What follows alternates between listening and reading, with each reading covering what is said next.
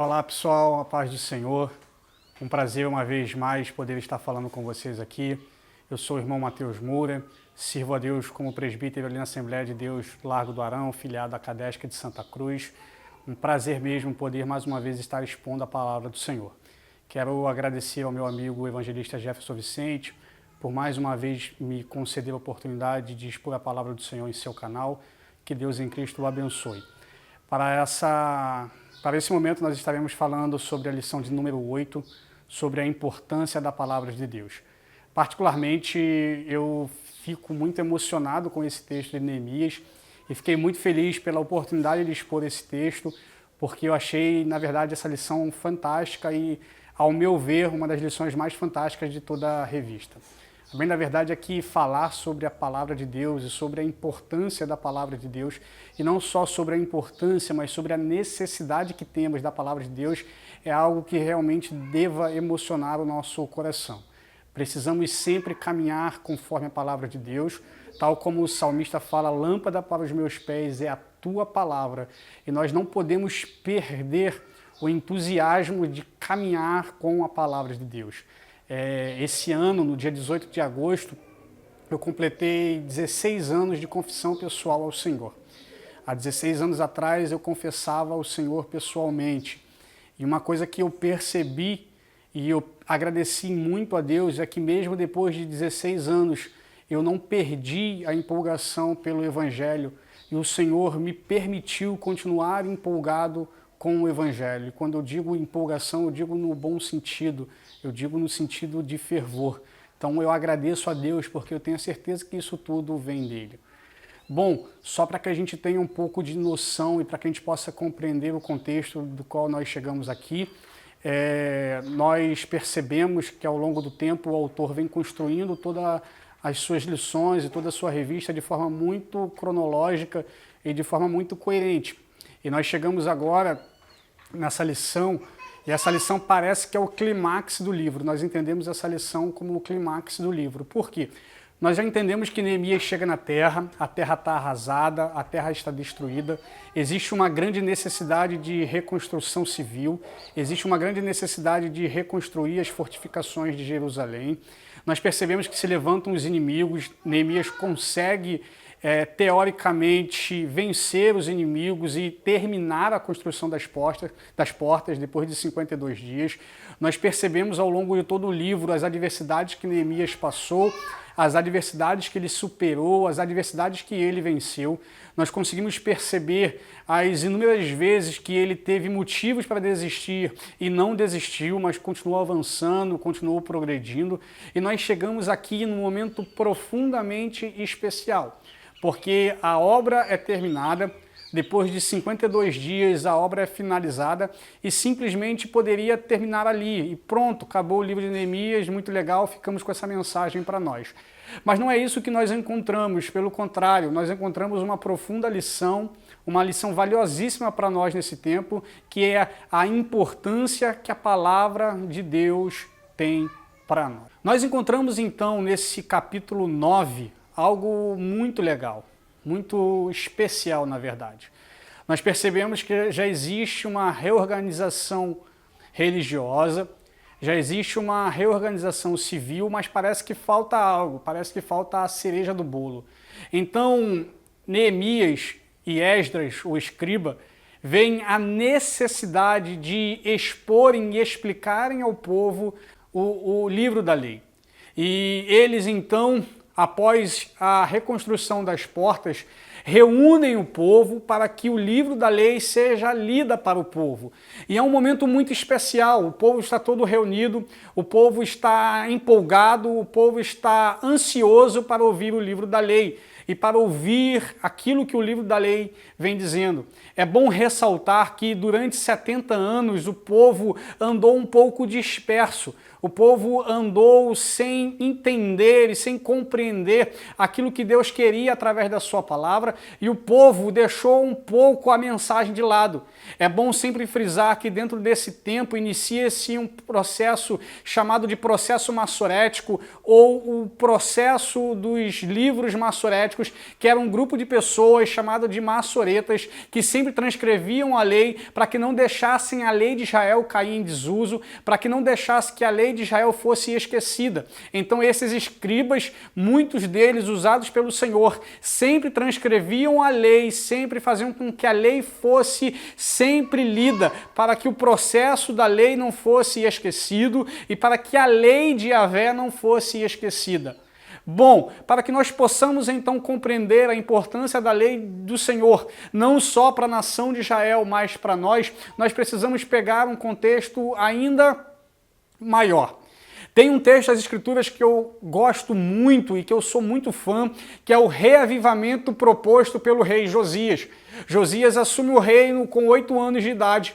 E ao assumir o trono, Josias percebe que a nação está completamente longe dos propósitos que Yahvé estabeleceu para eles, que a nação está completamente longe dos propósitos do Senhor e que a nação realmente esqueceu de Yahvé, que a nação está longe de Yahvé e que algo precisa ser feito para que o coração do povo volte a Yahvé. E a bem da verdade é que quando Josias, mesmo com 8 anos de idade, sendo usado pelo Senhor, traz um período de reavivamento, começa a trazer a importância de voltar o coração do povo ao coração de Yahvé. O livro da lei do Senhor é achado pelo sacerdote Ilquias. E após o livro do Senhor, o livro da lei ser achado, Josias faz com que o livro da lei fosse lido. E ao ser exposto o livro da lei, o coração do povo começou a se desesperar, porque eles entenderam quão longe eles estavam do propósito que Deus estabeleceu. E um período de reavivamento é vindo à nação de Jerusalém pela meditação da palavra, pela aplicação da palavra e pela leitura da palavra. Só sobre isso aí nós encontramos e entendemos a importância que a palavra de Deus tem para as nossas vidas. É bom ressaltar e entender que a palavra de Deus, ainda que ela seja importante, não é a única revelação de Deus à humanidade. Existe pelo menos 4 revelações de Deus à humanidade. A primeira revelação que queria falar é a revelação da consciência. Deus se revela ao homem através da consciência. Existe um livro que eu queria indicar aqui, que é um livro chamado Fator Melquisedeque. E é um livro muito importante para isso e para nós entendermos isso, porque é um livro que nos mostra que muitas nações que não tiveram compreensão da palavra ou que não tiveram acesso à palavra, o Senhor deu uma forma de fazer com que esses povos, com que essas nações, com que esses pequenos povos tivessem uma compreensão do seu plano de salvação. Então, uma das formas de Deus se revelar ao homem é através da consciência. Uma outra forma de Deus se revelar ao homem é através da natureza. Quando eu falo da revelação de Deus através da natureza, eu não quero que os irmãos aqui associem isso a panteísmo, onde o panteísmo diz que toda a natureza é a parte de Deus e que Deus é a natureza. E quando eu falo da revelação de Deus através da natureza, eu não estou falando de panteísmo, mas estou falando da obra criada revelando o seu Criador. O salmista diz isso no Salmo 19, que os céus anunciam a glória do Senhor e o firmamento anunciam a sua bondade. O apóstolo Paulo explica no capítulo 1 de Romanos que através da natureza criada, os homens se tornam indesculpáveis diante do Senhor. Então, uma das formas de Deus também se revelar ao homem é através da natureza. Talvez, e para mim, a forma mais preciosa, mais linda, mais expressiva, mais fantástica, mais maravilhosa que Deus tem de se revelar ao homem é através da pessoa bendita de Cristo Jesus. Cristo é a expressa imagem do Deus invisível.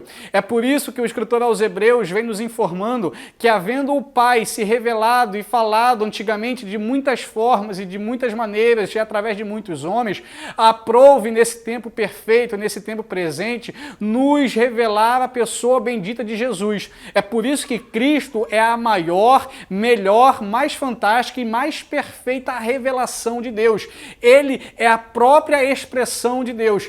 John Piper diz que Cristo é a ideia perfeita que Deus tem dele mesmo. De fato, que se Deus fosse projetar num holograma a ideia que ele tem dele mesmo, a ideia que seria projetada seria a ideia de Cristo. É por isso que Cristo é a expressa imagem do Deus invisível e nele habita corporalmente toda a plenitude da divindade.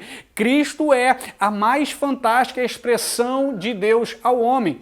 Mas também nós temos a revelação de Deus ao homem através da sua palavra. E é por isso que João, lá no capítulo 1, no versículo 1, ele vem dizendo que no princípio era o Verbo, e o Verbo estava com Deus, e o Verbo era Deus. Eu não vou ter tempo aqui para explicar o conceito filosófico do Logos e nem o conceito teológico do Logos, até porque eu também não quero fugir muito do princípio proposto pela lição. Mas o que o autor quer dizer, o que João quer dizer nesse capítulo 1, que Cristo é a perfeita revelação da palavra e de que tudo aquilo que foi profetizado no Antigo Testamento, que tudo aquilo que foi proposto no Antigo Testamento, na verdade, apontava para a revelação do Cristo, para a manifestação do Cristo e para a apresentação do Cristo. Após a Reforma Protestante, um dos pontos que os reformadores mais bateram era a suficiência das Escrituras. E eu, particularmente, creio na suficiência e na inerrância das Escrituras. Ainda que o pensamento pós-moderno tente colocar em xeque as Escrituras, eu acredito na suficiência das Escrituras. Eu creio na inerrância das Escrituras e creio que tudo aquilo que foi escrito para proveito nosso e para que Deus possa nos edificar através da sua palavra. Existe uma característica muito interessante nas Escrituras, é de que desde que o Senhor vem revelando a sua palavra, desde que o Senhor vem revelando a sua verdade através das Escrituras, por muitos e muitos momentos, homens maus tentaram de alguma forma acabar com as Escrituras. E eu lembro muito do imperador Diocleciano, que certa vez ele mandou passar um pregão em todo o Império Romano, e ele disse que em alguns meses não teria um exemplar das Escrituras no Império Romano. E depois de achar que todas as Escrituras tinham sido queimadas, ele mandou cunhar uma moeda em homenagem a isso. Mas o que ele não sabia era que 60 exemplares tinham sido preservados, porque Deus sempre vai encontrar uma forma de preservar a sua palavra, de preservar o pão que é Cristo Jesus através da sua palavra. Então nós precisamos compreender e entender a importância que a palavra de Deus tem para nós. E nós não podemos viver um evangelho desassociado da palavra.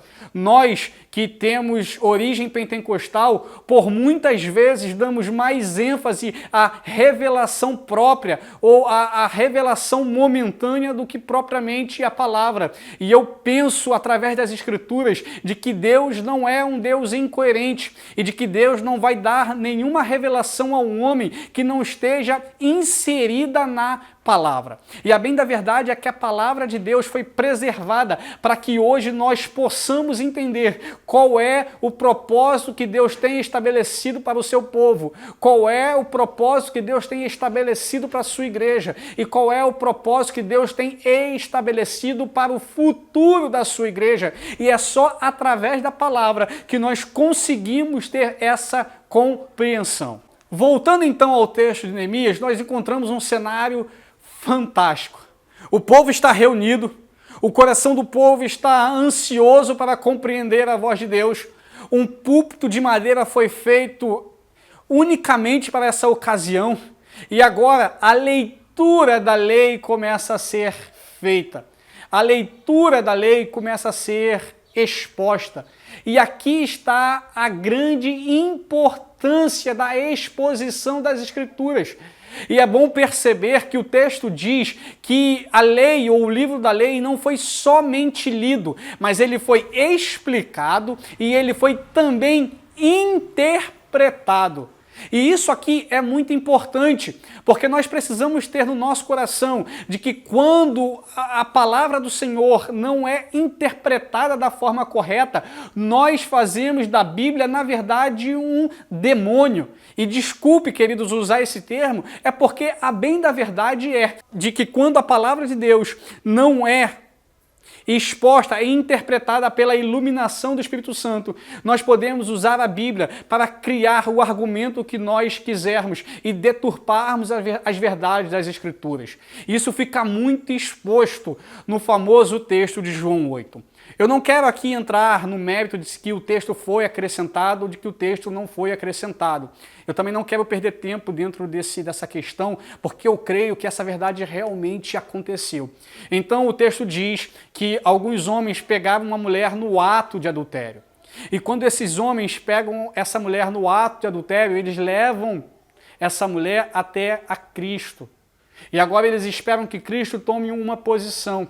E aqueles homens, eles estavam muito bem resguardados, porque o texto é bem claro e diz: na tua lei está escrito que essa mulher deve ser apedrejada. E aqui fica um pequeno conselho, um conselho muito simples para nós.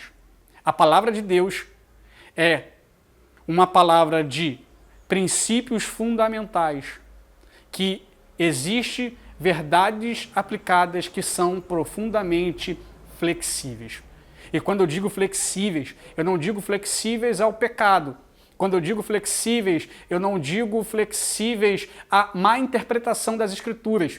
Quando eu digo flexíveis, eu não digo flexíveis no sentido de eu estar deturpando a verdade das Escrituras. Mas quando eu falo de verdades fundamentais com aplicações flexíveis, eu estou dizendo que através da iluminação do Espírito Santo, a palavra de Deus se torna prática, ela sai da literalidade, ela sai da gelidez da lei e ela passa a ter prática de vida em nós. E é isso que Jesus faz nesse capítulo 8. Ele pega uma verdade fundamental e ele aplica essa verdade fundamental aos princípios do Evangelho. E só Cristo tem o poder de fazer isso sem deturpar a verdade das Escrituras, porque ele é a própria Escritura encarnada. Então, os homens pegam a lei e dizem assim: Senhor, nós precisamos apedrejá-los. O que tu dizes? E aí Jesus abaixa e começa a escrever: aquele que não tem pecado, que atire a primeira pedra. Então percebam que esses homens estão pegando as Escrituras para condenar alguém,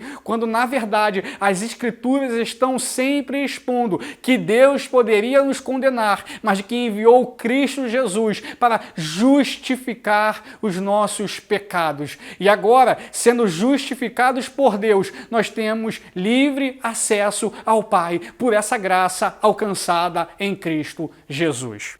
Então a palavra de Deus está sempre apontando para essa justificação. A palavra de Deus está sempre apontando para esse perdão. A palavra de Deus está sempre apontando para esse momento maravilhoso que são as verdades do Evangelho. E voltando ao texto, quando eles estão lendo esse texto, o povo começa a se entristecer, porque na verdade eles começam a pensar e a ver o mal que eles fizeram e o quão longe eles estão diante de Deus, o quão longe eles estão de Deus. E aí Neemias vem dizendo: gente, não é momento de se entristecer, não é momento de ter o coração triste, não é momento de ter o coração chateado, pelo contrário, a palavra de Deus está sendo exposta e ela está dizendo para nós, ela está se revelando para nós que ainda que nós pecamos contra o Senhor, Deus é um Deus profundamente misericordioso. Esse não é um tempo de tristeza, esse é um tempo de alegria, esse é um tempo de festa. Uma característica muito marcante desse texto é de que, enquanto a palavra de Deus era exposta, ninguém se moveu. As pessoas estavam com o seu coração desejoso de conhecerem a palavra de Deus. As pessoas estavam desejosas de terem o seu coração preenchidas pela palavra de Deus, porque é isso que a exposição das Escrituras de forma verdadeira e de forma simples traz.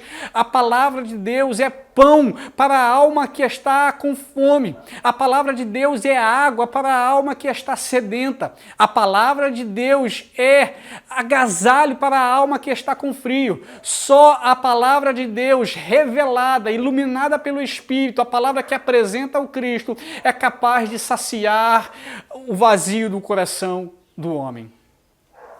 Ano passado, eu tive a oportunidade de participar de uma conferência missionária. E eu tive a oportunidade de ouvir o missionário e pastor Rinaldo Lidório. E ele disse uma coisa e aquilo ficou profundamente gravado no meu coração e eu trago isso para a minha vida desde então. Ele disse que certo missionário chegou numa cidade bem pequena, em uma cidade onde ninguém sabia ler. E que perto dessa cidade existia uma outra cidade. E nessa cidade também existiam pessoas que não sabiam ler e boa parte da população não sabia ler. E aí ele não tinha possibilidade, esse missionário não tinha possibilidade de ir na outra cidade. Ele só tinha a possibilidade de ficar naquela cidade que ele se hospedou primeiro. Só que quando as pessoas da outra cidade souberam que tinha um exemplar das Escrituras naquela cidade vizinha, eles mandaram um homem mais sábio daquela cidade ir até a outra cidade, onde tinha o exemplar das Escrituras, para poder trazer alguma coisa das Escrituras para ele. E era mais ou menos uma distância de 13 horas de caminhada.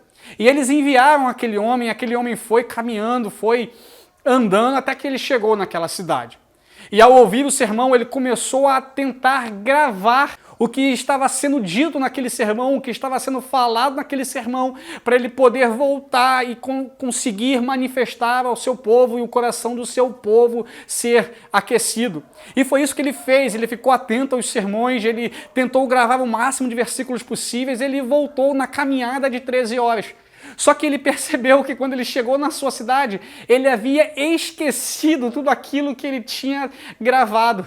E aí ele colocou no coração dele de voltar. E algumas pessoas olharam para ele e disseram assim, mas você vai voltar, são 13 horas de caminhada. E aí ele disse algo que ficou gravado muito forte no meu coração.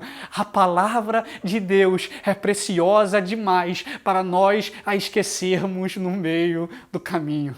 E essa palavra que eu queria trazer para você aqui, para que você pudesse aplicar na sua lição e aplicar na sua vida. A palavra de Deus é preciosa demais para esquecermos no meio do caminho. Isso me faz lembrar também do grande missionário David Kelly. David Kelly é o pai das missões modernas.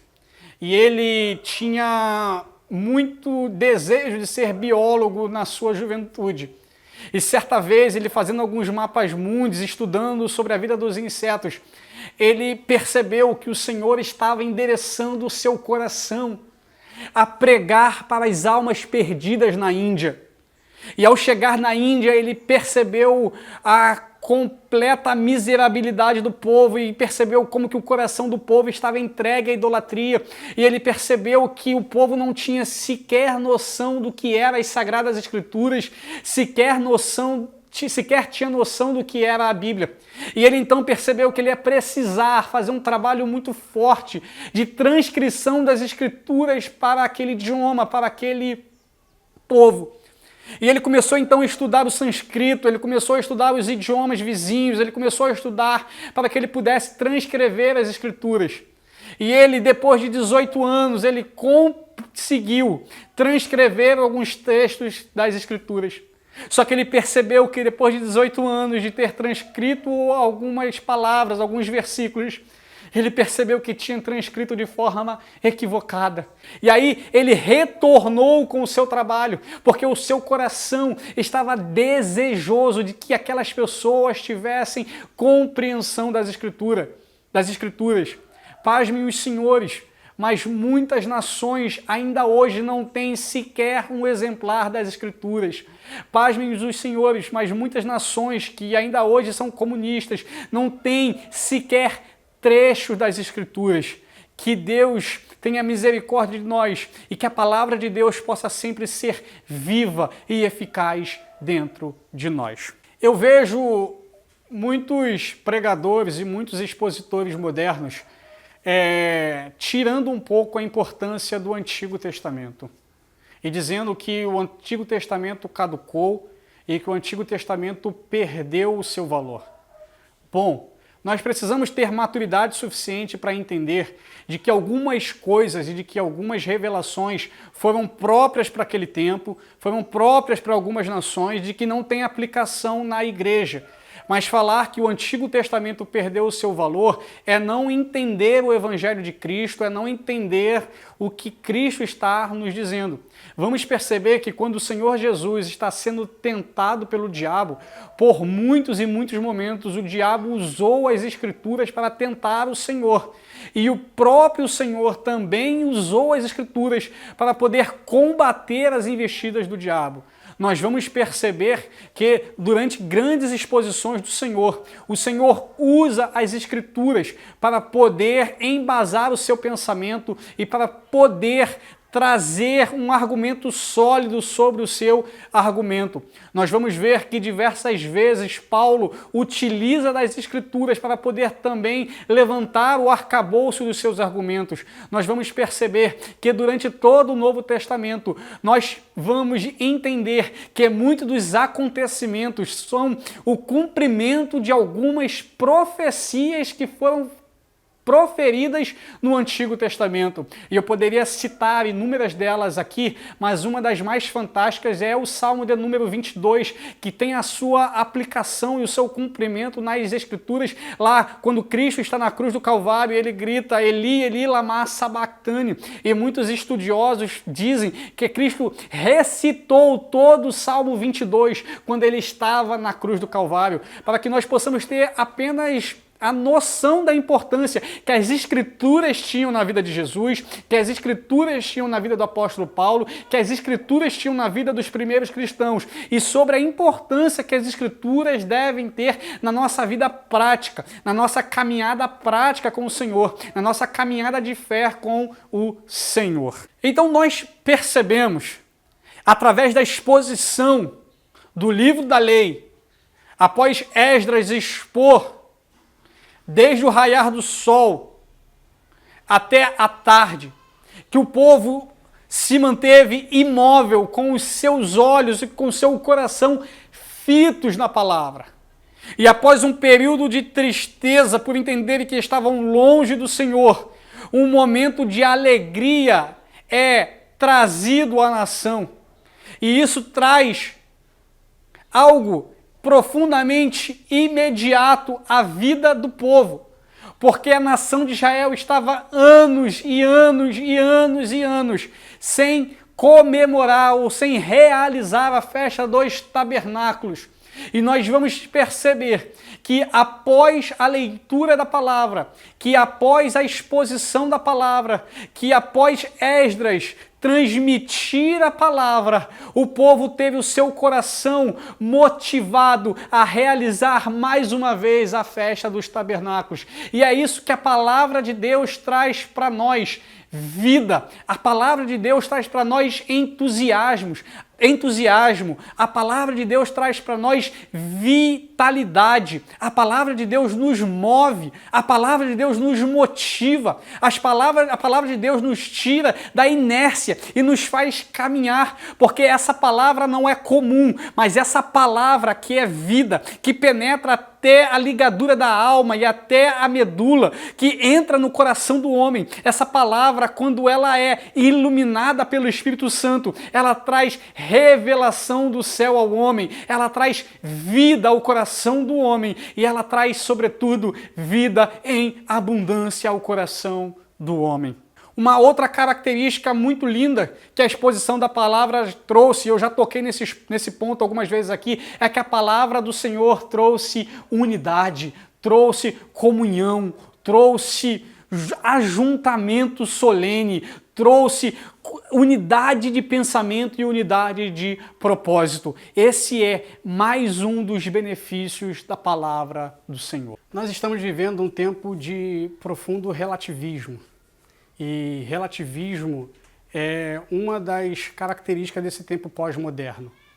E nós então temos uma ideia um pouco errada do que é relativismo. Nós achamos que relativismo são várias interpretações sobre o mesmo caso, e isso não é relativismo. Relativismo é quando nós dizemos que não existe um parâmetro para medir aquilo que nós estamos julgando. Por exemplo, eu vejo uma criança e eu posso olhar aquela criança e dizer, essa criança é muito alta. E você pode olhar para mim e dizer, não, essa criança é muito baixa. E eu digo, não, essa criança para mim é muito alta porque eu estou comparando ela com uma formiga. Então, na comparação de uma criança com uma formiga, a criança é muito alta. E você pode olhar para mim e dizer, não, mas eu estou comparando essa criança com um edifício. E na sua comparação da criança com um edifício, na verdade é que a criança é baixa. Mas o que nós dois estamos dizendo e estamos chegando à conclusão, e estamos em comum acordo, é de que existe um parâmetro para julgar o tamanho da criança. Então, ter visões diferentes sobre um determinado assunto não é relativismo. Relativismo é quando eu digo que não existe parâmetro para eu medir alguma coisa. Relativismo é quando eu digo, não existe parâmetro para definir essa verdade. Não existe parâmetro para eu chegar à conclusão dessa verdade. E é isso que o mundo pós-moderno tem tentado fazer, descaracterizar as verdades das Escrituras, dizendo que as Escrituras não são parâmetros para medir alguma coisa, mas nós precisamos entender e lutar, no bom sentido, pela preservação da verdade das Escrituras e entender que as Escrituras ainda é o parâmetro de fé da igreja e de que as Escrituras ainda é o parâmetro de medida para a igreja de Cristo. Nós não podemos nos curvar a esse mundo pós-moderno. Nós não podemos nos curvar ao relativismo que tenta tirar a palavra de Deus de xeque, que tenta diminuir a importância da palavra de Deus, mas nós precisamos sempre trazer à tona a verdade contida nas Escrituras. Precisamos sempre ressaltar as verdades expostas nas Escrituras. Nesse mundo pós-moderno, nesse mundo relativista, a palavra de Deus ainda é padrão para a sua igreja. A palavra de Deus ainda é fundamento para a sua igreja. Então, nós precisamos todos os dias caminhar segundo a palavra de Deus. Nós precisamos todos os dias caminhar segundo a verdade das Escrituras. E essa foi a oração que o Pai faz na sua oração sacerdotal. Jesus está falando com Deus, ele pede, Pai, eu peço que não os livre do mundo, mas eu peço que os guarde do mundo. Eu peço, Pai, que os livre e que os guarde do mal. E aí ele faz uma oração que é linda e que é fantástica. Pai, eu te peço, santifica-os na verdade. A tua palavra é a verdade. A palavra de Deus ainda é verdade, porque a palavra de Deus é imutável. É impossível mudar as verdades das Escrituras. É impossível modificar as verdades das Escrituras. Ainda que nas Escrituras alguns homens tentem acrescentar alguma coisa ou retirar alguma coisa, nós entendemos que a mensagem central das Escrituras permanece imutável, porque a revelação vem do Pai, a iluminação vem do Espírito Santo. Que Deus em Cristo nos motive e que Deus em Cristo nos permita viver uma vida conforme a palavra. Que o Senhor nos edifique em amor, que o Senhor nos edifique através da sua palavra. Foi um prazer mais uma vez falar com vocês. Que Deus em Cristo nos abençoe. Um grande beijo, meus queridos irmãos. Obrigado.